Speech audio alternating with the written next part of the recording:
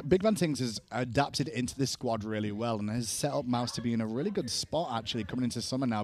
Just by watching that game against Rival, I feel they've got something more to them than they showed in spring. They've adapted and they're learning, but they need some extra solidarity in the solo lane. Whether that's replacing Nika or having Nika get on something a little bit more aggressive, something that can stand and bang a little bit better and perform in the lane to not allow an amateur Rasu to run rampant. You and I can definitely agree on that one. We'll see if Mouse does as well as we get into picks and bans for game number 2. Rival on the left-hand side will have the first pick and the first ban as they try to close this one out in 2. Bans, anything really concern you here? Nothing in particular. I think the amateur Rasu probably surprised Mouse a little bit more, at least like in seeing it picked and what it could do, and then the easier matchups that it's going to have in the solo lane. It could be something that gets taken away or at least thought about during the pick and ban phase a little bit more so. Certainly could be the case. Same bans for Rival so far. Mouse going to ban out Ra just like the last time. And funny enough, I spoke mostly about Mouse there and what they need to do better because they're the focal point for me. Rival are expected to win this set, and they did the business. They did what they needed to. They enjoyed themselves as well. Deathwalker was doing some things that he shouldn't be doing and wouldn't do in other scenarios. He just knew how much of a lead he had. Rival played great. They just need to do the same thing. I agree. If I'm Mouse, I am more upset about the way that we played, not necessarily the picks and bans. So to see a immediate run back to the first pick, Wlfy, again, empower the good players on the team. Jermain is certainly one of the hard carries for this squad, so I like to see that one there. And this time it's going to be the Thoth. And I like this choice here, Hindu. This is Mouse identifying their 2 hard carries. Jermain and BigManTingz have been the guys to go to. Odin in response, though, which is a really good shutdown to both those members that Mouse have drafted. Wlfy, Rising Jaguar. Can't escape the ring with that. Same can be said for Thoth. With an Athena in tow, it makes it very tricky to try and deal with things. Discord, are you going to be selected here? What are you smiling at? I love the way you say Jaguar. Jaguar. Here in America, we only hear Jaguar I know. in like the car commercials, and it's always like it's like a one man, very looking Jaguar, right? Like really like. Okay. But Wlfy is that pick. He is bringing the apocalypse. Do you like the circuit again, though, for potentially Cherryo here? We'll leave that potential on there for the table for now to see the last couple of picks. But I do like the comp they're trying to run again. I think BigMan seems to work on these high-powered mages in the mid lane that can swing from a distance and keep relatively safe. Jermain on any hunter is fine. Not worried about that. Yeah. But seeing Cherryo be an assassin, his assassin pool has been Naja and Hunbats for the longest time. And Hebo. Assassin. And Hebo. I mean, technically it is an assassin, you're right, but it comes with the mage terminology. I'm glad to see him playing the circuit and being a little bit more mobile. It's also very useful against getting away from that Odin. Getting to the backline of that Discordia, who there was a tricky time getting to Wlfy in that game for most of the members of Mouse. I like the Naja selection here. This is going to be empowering. We're likely to see one of these assassins in the hands of Cherryo, and either I'm down for. Support Naja versus support Circuit is a complicated conversation. I think Naja brings a little bit more than Circuit outside of the damage, because Naja can strip protections. That Mercury pick, though, is perfect for Rival here. Considering the Circuit and Naja. Look at the composition Mouse have. Squishy, squishy, squishy, squishy. Mercury, one punch man. Yeah. What does he need to do? Punch each of them once in the face and the game is over. Mouse needs something to be able to deal with Mercury to an extent, but they've also got to worry about Odin and Athena. They're going to be the setup artists to allow Mercury to run rampant this game. Sobek into Odin is tough. Lock the Croc has been how you handle this character once upon a time. Different sides of the map, though, more than likely. I think you're not going to see too much attention to each other. And even in the laning phase, it's not that doom and gloom because you're not going to drop. Odin can't kill Sobek one-on-one. He needs support from the jungle. So attention paid to the jungle to the solo lane. Well, it means Mouse is actually doing something in the solo lane. And then by bringing the jungler over and making sure the map is, unbalanced elsewhere. Certainly makes sense. Here, looking at these drafts, Mouse still gonna be Rival. Like, it's gonna be Rival. Still gonna be Rival. Mouse have still got things to work on this year. Mentioned them in game 1. If they can do the same sort of thing in the team fights, though, they'll give Rival some trouble. Looking at game number 1, it was close for such a long time that Mouse looked like they were almost there. Here, this is a little bit more comfortable for them outside of the traditional. I like this. If it wasn't for the Mercury, I would be on Mouse's side here. But I think the Mercury will exploit this composition. If Mouse can handle Merc, they wind up with the upside down M, the W. That's my money. Let's see how Finch and Anatoly feel about that one. Thank you, Tom. Thank you, Hindu. Going to be Finch and Anatoly on the call here. And Mouse going with this double assassin draft, so you never really know where things are going with Mouse, will you? It's a lot of damage between the Circuit and the Naja. It's a lot of execution.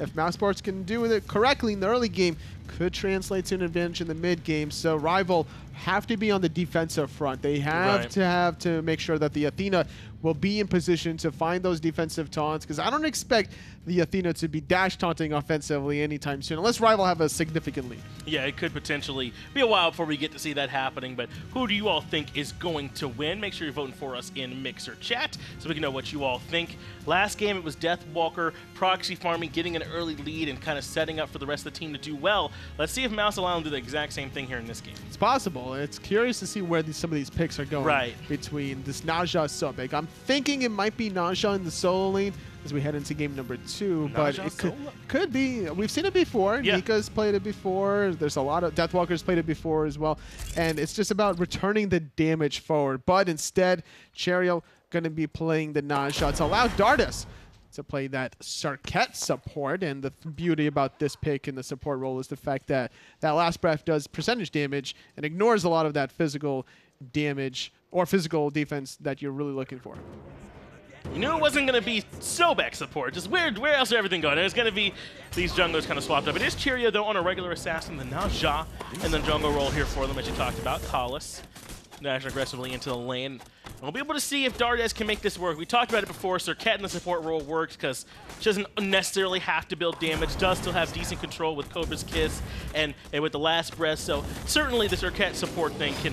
They could have probably chased down Dardez with a sprint, considering that Dardez has the blink available, but now it's a little too late. Dardez's Deathbane doing the damage it needs to the early minions, as Jermain is just clearing it also with those branching boas. But Kalis doesn't have the upgraded sprint. Nice little triple tap idea, but unfortunately not at the right positioning are Mousesports minions. And you talked about it already. Dardez has the blink as Ice is making an early rotation. Oh, but he misses the dash. That could have been it. Sprint comes out anyway. The And body Jermain blocks. is certainly still dead to rights here. Ice is the one that finds the shot. First blood to the jungler for Team Rival. So important was Rival to find those body blocks. Without it, probably would have gotten away, even without having the dash, even with the sprint available. 92% believe Rival are going to secure this one. That's actually more than last time somehow. 2% more. They went up. Well, after the performance Rival had, I think I get it. But this time Ice is saying, I don't necessarily need any love from Deathwalker. I can get this going on my own this time. And he makes a great rotation over to Duo to punish Jermain and Dardez early. Deathwalker might be able to struggle in the solo lane in the matchup of Odin versus Sobek. Every single time he's looking for that Raven Shield Bird Bomb combination, it's going to be exploited by the easy tail whip to prevent the explosion. And that's why he didn't jump in that earlier encounter, just trying to get the damage off. And now going even forward as Deathwalker has to use another potion. Normally, Sobeks don't win this kind of matchup, but that's the one disadvantage that Odin has against a very highly skilled player. If you can time your CC, whether it's the tail whip or the pluck, like that, you're not going to be getting your damage off. Look at iceicebaby, though, at the top side. He's going to try and invade on the speed buff where both BigManTingz is already up there, along with Cherryo. Looks like he was not able to strip that one away from, but he certainly went for that attempt. iceicebaby undeterred here in this game, too. Still did a lot of damage to Cherryo and to BigManTingz, forcing one of them to back and the second as he secures the right side mid harpies for himself, while Wlfy secures the left side mid's neutral objectives. The small ones going to Rival. Now Dardez is getting taunted back in. Vote is getting low, does still have that jump available. Waits patiently the whole while iceicebaby is able to go strip away the blue buff on the top side as well. So Rival yet again have the jungle pressure. So this is the percentage damage I was mentioning about Dardez's poisons being applied. Once you get the basic attack after applying the poisons, you do a percentage of your target's health.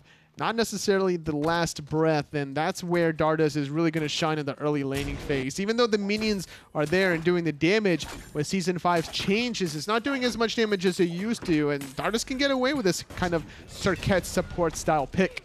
It does mean he might be a little bit easier, though, to track down. He went with the with the blink as his first rally, definitely like a shell or something to that effect. As Cherryo rotates over, Sash lands on the Collis, who does use the sprint, but takes him up in the air with the Wingfire wheels. That should be a return kill, and Cherryo gets the first kill from Mousesports, and now Vote is in trouble. Dardez finds that kill. 2 quick kills for Mousesports. Vote was trying to bait, I guess, for Wlfy and iceicebaby to clean up, but didn't expect that long-range damage from BigManTingz. Charging the Mercury ultimate will not land onto Jermain, forcing out the escape. Cherryo is still here, though, but without an ultimate. That means Jermain can just kind of rising Jaguar away, easy as you like. Does put a couple of shots into Cherryo in the back, does iceicebaby with those in hands. He's actually trying to juke him out as Cherryo, but it's making his pathing less efficient, and iceicebaby able to find the kill. Mercury just a little bit too fast once you proc that steroid, and not to mention he's the fastest guy in the game, sitting at 381 movement speed above anyone else.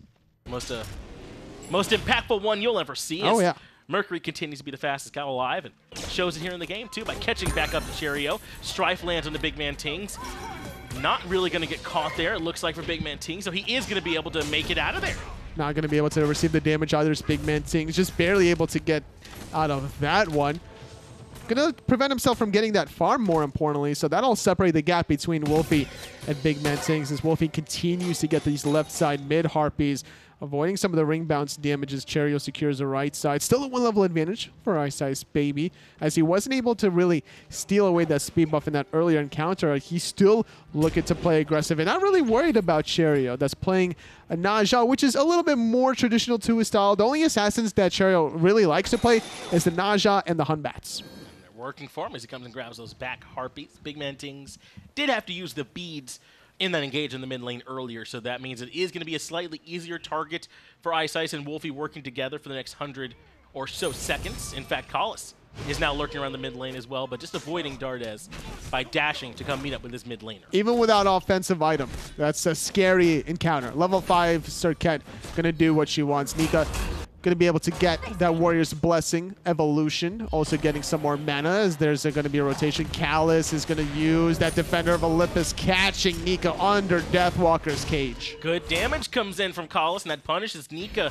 Getting caught out there by Deathwalker, was able to bring him low, and iceice continuing to punish Dardez now, who uses the last breath, throws him back towards Tingz and Cherryo. They can't find the shots, and iceice is going to be able to just walk away. See, Last Breath is good, but Last Breath is not good if you can't follow up with the basic attack. Cherryo was actually going to be the target of that ultimate because Deathwalker was on the right, Callus was on the left, but now Callus in a little bit of trouble, but Dardez used his own ultimate onto iceice. And Jermain drops his ultimate as well to try and help out. Taunt on a Dardez into the stripe damage, and the Apple's going to get it done, and even spreads to Cherryo for a little bit of extra love there, too, as Wlfy continues to juke it out.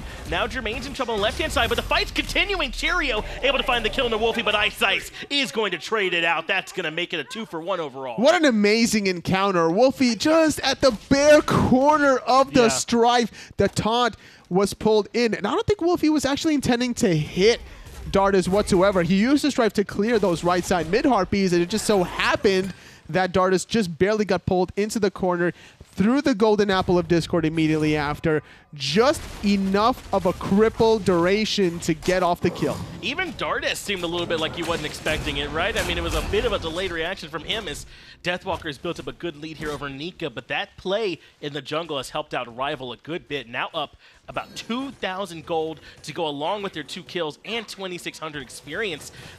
Team Rival are doing it slightly differently this time, but they're still developing a lead. And honestly, I would think that it would be Mousesports with this kind of lead if I just look at the composition as Dardez blinks over the wall. Last Breath is going to find the last hit onto Wlfy.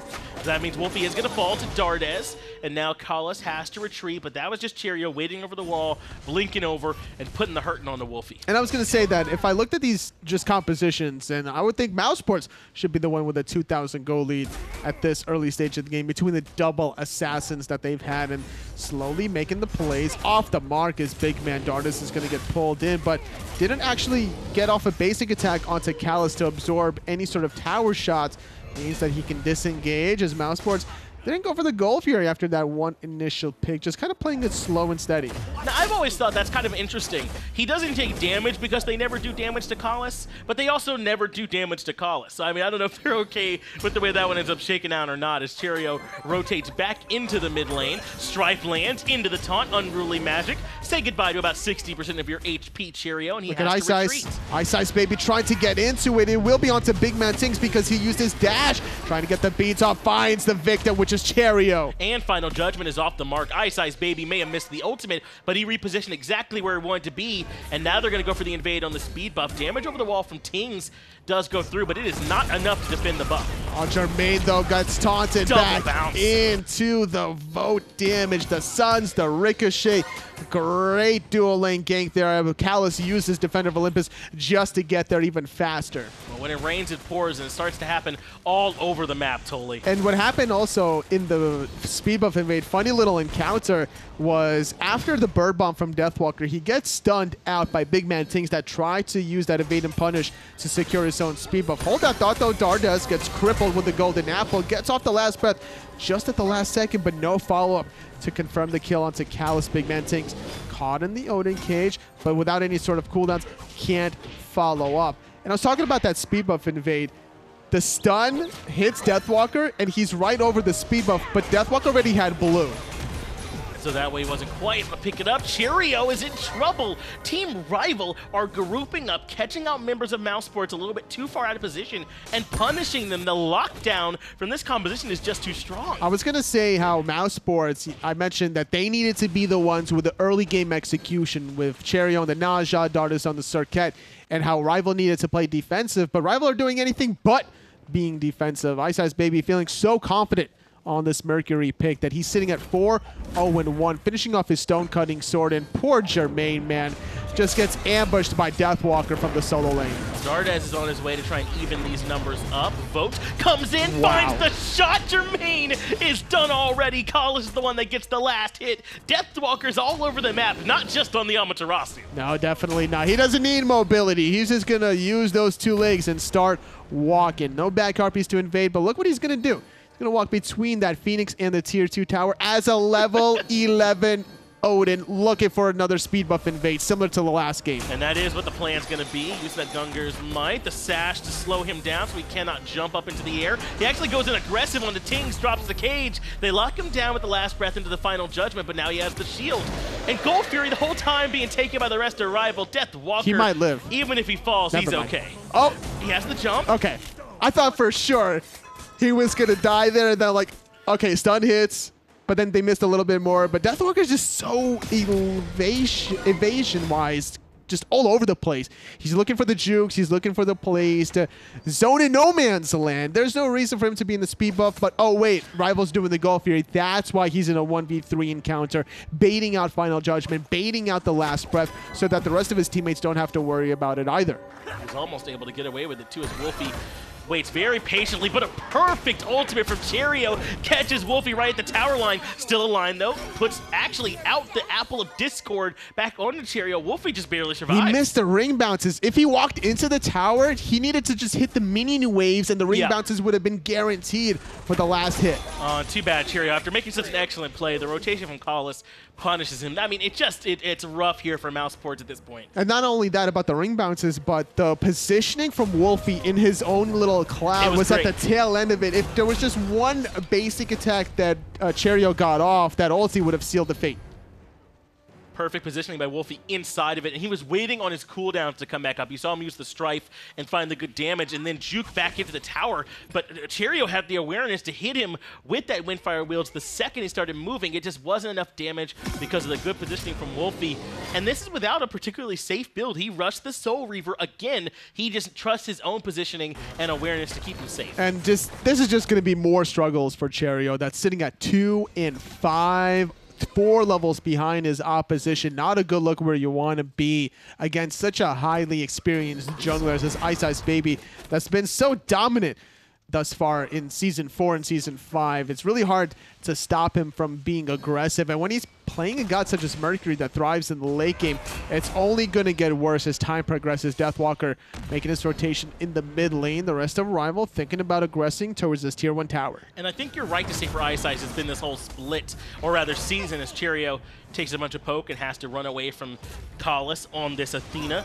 Meanwhile, his direct opposition as Rival's grouping underneath the tier 1 tower.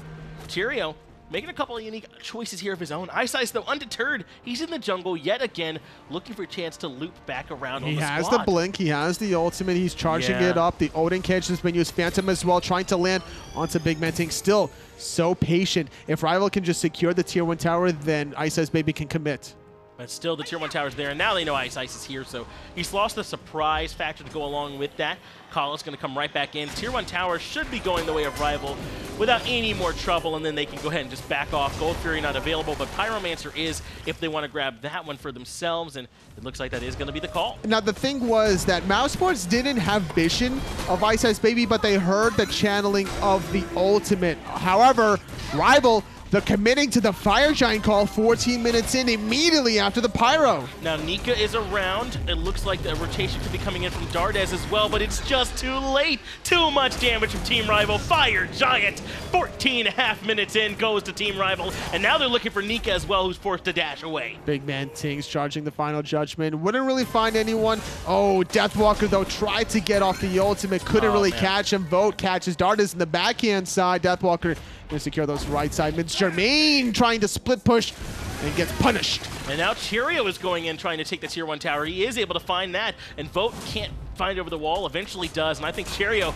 might even have recognized he's just dead to right tier. Vote is the one that gets that kill. 14-5 now for Team Rival. They are kind of running through this game. And I wanted to talk about that last tier 1 tower fight. Even though they knew exactly where the Mercury was, the threat of activation alone of that Mercury ultimate is so scary. And the patience from iceicebaby is like, I'm going to seal the fate of whoever is going to be here if the team fight continues. So Rival were like, or Mousesports were just in a position where, okay, well, if we defend our tier 1 tower, now we have to worry about a Mercury flanking us. Let's just give up the 500 gold and not all be dead. But immediately after that, Rival get the Pyromancer and the Fire Giant.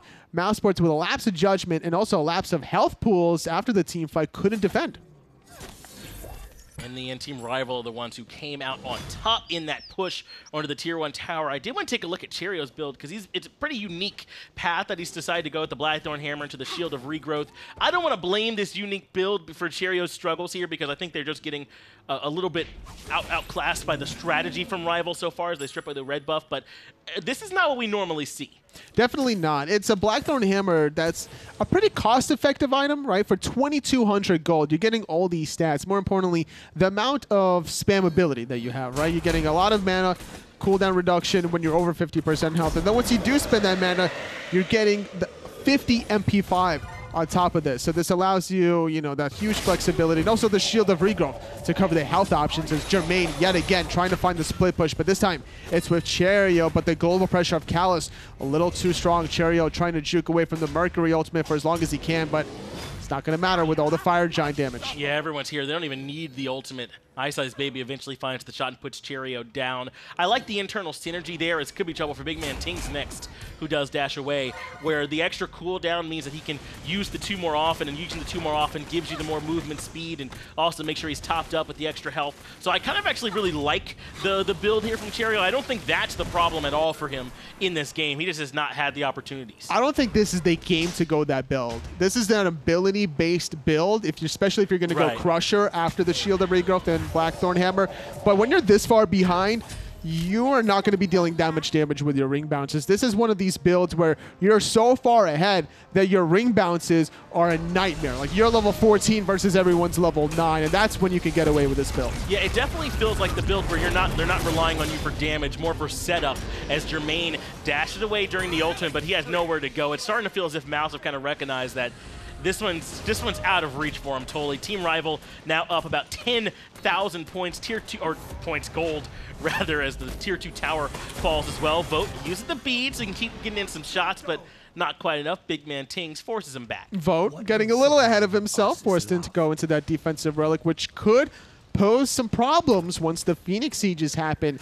It's definitely going to happen before the 145 seconds with the last remaining tier 2 tower on the right-hand side. Unless Rival want to back and spend all their gold in hand, Fire Giant about to fade away in 10 seconds. Tier 2 tower on the right-hand side comes crumbling down as well. Oh, yeah. And it looks like that's going to be the call here from Team Rival. Go ahead and backspin. Fire Giant's done, so... 3,300 gold for Callus, 2,700 gold, I believe it was, for Wlfy, trying to complete some of their items.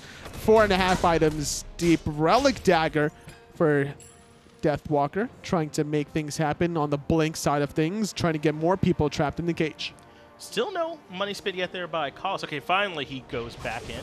So he's going to get that built up. Get that spent. 3-1-10 for this Athena for Team Rival. I mean, he's had an excellent game for himself as Callus, but really, it's been Ice Ice. If Game 1 was Deathwalker and his early lead, then Game 2, I feel like, has been Ice Ice on this Merc. And it's like, what do you really ban against Rival? Right. They gave away the Athena, but they took away the Raw and the Achilles. As Vote will finally go down on top of the Last Breath and the Nausea Ultimate. That's what Mousesports kind of needs to do, but a little too late at this point with how far behind they are, gold and experience. And this is what they've been doing a lot of now. It's kind of, all right, we're too far behind Rival. Let's not fight them. Let's just go other places on the map and try and take farm, try and take towers.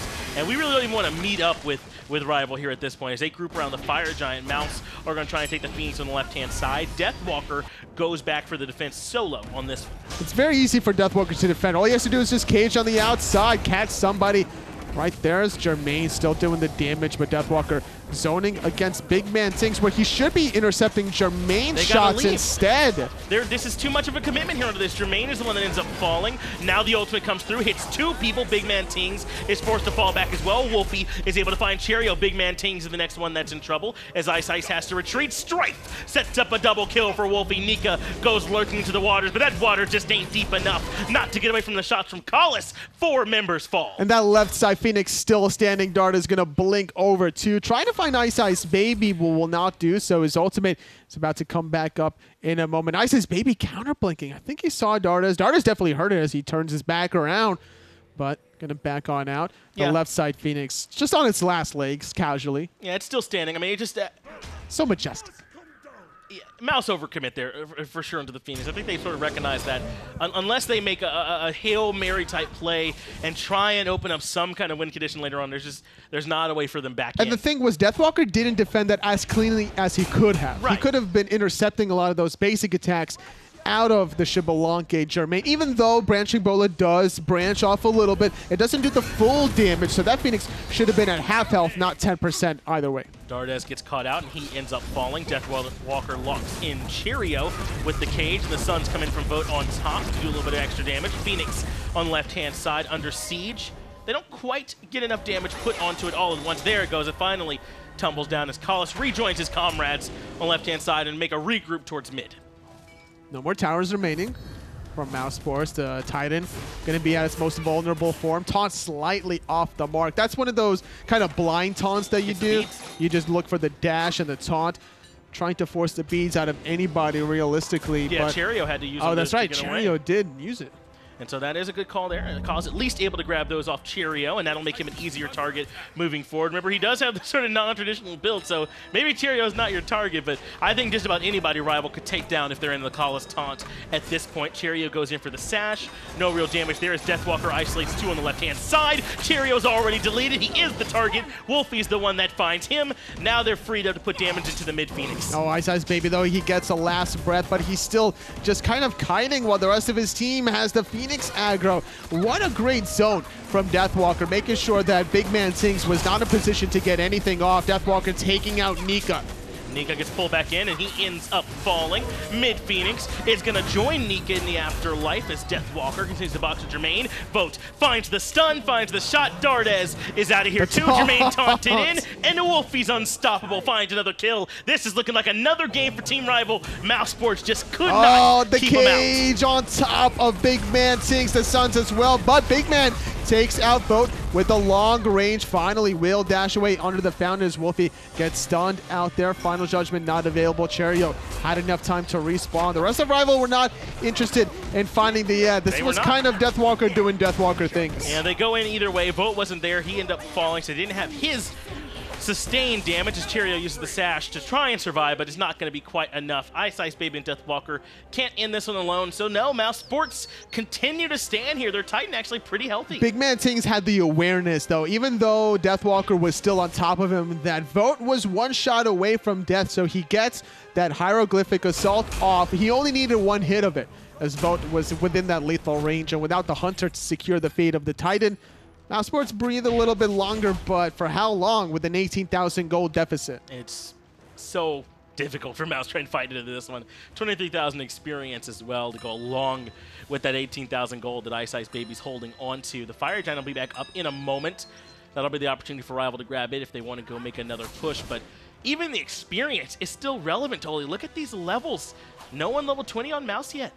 Struggling is all of Mousesports. The Circuit support not very favorable. The idea was there to get the dual lane pressure. They had some of it, but as some of the rotations happened from iceicebaby, it started to go back into Rival's favor, not to mention the callous rotations on the right side. Deathwalker struggled in the early laning phase because he can't clear. That's just the way the matchup works against the Sobek, against many other gods. But then once the level 5s happen for both Deathwalker and Callus, that double Odin-Athena combo works so well. In Mousesports, they showed, as you said, a couple signs of life here, and going a little bit more traditional today. It is going to be Dardez on the Circuit support, but that's not as off the wall. We see that in other areas, and it just kind of wasn't there. There was some shining light for them after their set up against SK that we saw earlier on in the week, but then once they came up against, and we've mentioned it, Rival are probably the most consistent team in the world right now. There's no shame in a tough setup against them, but Mousesports still clearly a little bit to work on. And that's true. Mousesports is not a bad team by any stretch of the imagination. They're going against one of the most elite teams in the world. Yes. Rival are so difficult to lock down, so Mousesports shouldn't let this keep them discouraged as the weeks progress. It's still only week number 1, 5 more weeks to play. And Mousesports has a lot of experience with how they can easily still secure land. Yeah, and I think there's a lot of discussion, right? World champions are united. Do they automatically stay the best team in the world for the whole year? I think Rival have plenty of claim to that title themselves after the way they've consistently performed, and I think that's certainly up for discussion. So either way, the point is that, to put it in context, Mouse, no slouches whatsoever. They're just going up against a team that could easily be the best team in the world right now, as Dardez does lurk in the jungle. They're facing the Final Four while they're still trying to go through Pewter City at the moment. Yeah, they're back at the beginning of the map right now, totally, right? Yeah. Not quite at this level, but Mouse showed us here they've got plenty of potential as Dardez comes in, trying to help out up with Deathwalker, going up against BigManTingz. Taunt goes through the Aegis, but it doesn't last long enough. Callus eventually is able to get it done. Vote jumps in on the Dardez, who deathbanes away, and this is away from the Phoenix, so he's leading him in the right direction, but they all come right back and try and chase down Nika. Dardez wants to distract iceicebaby because that's a lot of DPS not on the Titan. Wlfy barely able to survive with the Aegis. It just needs one more shot out of Nika. He secures it onto Wlfy. Tail whips on top of it, forcing the Suns. And Nika's buying a lot of time for himself as Nika finally dies to Vote. It's going to be a 4-on-2 advantage as Dardez and Jermain are the last 2 Mouse members to hold on to their Titan. And this time they have their best sustained damage still available to Team Rival in the form of Vote, and they are going to move right into the Titan room this time here, Toli. Only Jermain and Dardez still alive. The Bruise brothers to try and defend up against all of Team Rival. The dunk comes in from Deathwalker. The cage comes in from Deathwalker, and iceicebaby puts down Jermain. Vote gets it done on Dardez with a deicide. That should be enough for Team Rival to take the set up against Mouse. 33-9 at 27 minutes in. Rival with a 2-0 clean victory. Despite falling to Dignitas earlier on this week, they managed to bounce back mentally. Made it look easy against Mousesports, where a lot of other teams may not do the same. Oh, absolutely not. I think that's the context you're trying to provide there, is that this Rival team is clearly something special here at this point, Toli, and they put it on display for you here in this set. But who was your MVP? I wouldn't get mad at you for voting for Ice there. He looked really good. iceicebaby was definitely stopping some of the aggression in the dual lane. Callus making the rotations with those dash taunts. Really difficult to pinpoint where the MVP is, but that one little taunt from Callus to catch the corner of Dardez Circuit around that level 8 marker. That was great. What a highlight play that was. Pulls him right back into the strife that was able to come out from Wlfy too. So an excellent game there that we're able to see from Team Rival. They're going to get their first win here after the set against Dignitas, and we'll go ahead and get over to the desk. Let them break it down. Thanks a lot, boys. Fantastic finish from Team Rival. No surprise here whatsoever. I mean, these guys, like I said, they came in spring with a tank full of gas, and right now they're hitting the pedal. Seems like we got to see both sides of Mousesports today. The side that has the hope and focus of maybe something that could start working for them, and then we see that stop.